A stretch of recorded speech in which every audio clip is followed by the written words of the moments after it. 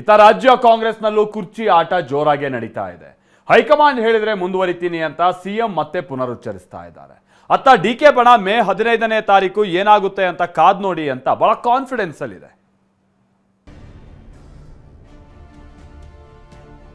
High command ಅವ್ರು ತೀರ್ಮಾನ ಮಾಡ್ತಾರೆ. ಹೈಕಮಾಂಡ್ ಅವ್ರು ಏನ್ ತೀರ್ಮಾನ ಮಾಡ್ತಾರೆ.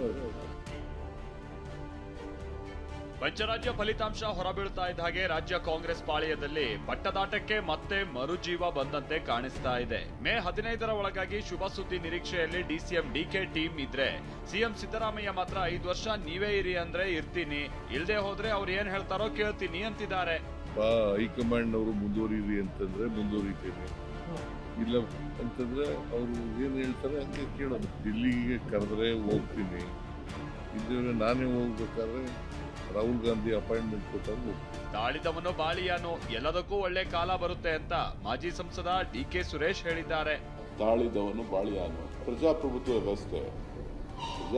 ವ್ಯವಸ್ಥೆಯಲ್ಲಿ ಎಲ್ಲರನ್ನೂ ಜೊತೆಲಿ ತೆಗೆದುಕೊಂಡು ಹೋಗಬೇಕಾಗಿರ್ತಕ್ಕಂಥದ್ದು ಸರ್ಕಾರ ಮತ್ತು ಪಕ್ಷದ ಅಧ್ಯಕ್ಷರ ಕೆಲಸ. ಆ ಕೆಲಸವನ್ನ ಮಾಡ್ತಾ ಇದ್ದಾರೆ. ನಾಯಕತ್ವ ವಿಚಾರದಲ್ಲಿ ಖರ್ಗೆ ಎಂಟ್ರಿ ಬೆನ್ನಲ್ಲೇ ಡಿಕೆ ಸೈಲೆಂಟ್ ಆಗಿದ್ದಾರೆ ಅಂತ ವಿಪಕ್ಷ ನಾಯಕ ಆರ್ ಅಶೋಕ್ ಟೀಕಿಸಿದ್ರು. ಕಾಂಗ್ರೆಸ್ ಪಾರ್ಟಿ ಖರ್ಗೆ ಅವರ ಎಂಟ್ರಿ ಆದ್ಮೇಲೆ ಎಲ್ಲ ಸೈಲೆಂಟ್ ಔಟ್ ಅವರು. ಇಷ್ಟು ದಿನ ನಾನು ಮುಖ್ಯಮಂತ್ರಿ ಅಂತ ಇದ್ರು, ಈಗ ಖರ್ಗೆ ಅವರೇ ನಾನೇ ಬರ್ತೀನಿ ಮುಖ್ಯಮಂತ್ರಿ ಅಂತ ಹೇಳಿದ್ಮೇಲೆ ಎಲ್ಲರೂ ಕೂಡ ಸೈಲೆಂಟ್ ಆಗಿದ್ದಾರೆ.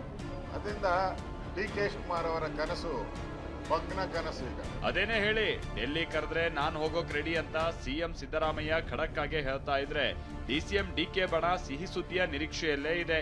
ಇದೀಗ ಪಂಚರಾಜ್ಯ ಚುನಾವಣಾ ಫಲಿತಾಂಶವೂ ಹೊರಬಿದ್ದಿದೆ. ಎಲ್ಲಾದ್ರೂ ಮನ್ಸು ಮಾಡಿ ಬದಲಾವಣೆಗೆ ಹೈಕಮಾಂಡ್ ಕೈ ಹಾಕುತ್ತಾ ಅನ್ನೋದನ್ನ ಕಾದು ನೋಡಬೇಕಿದೆ. Bureau report, TV9.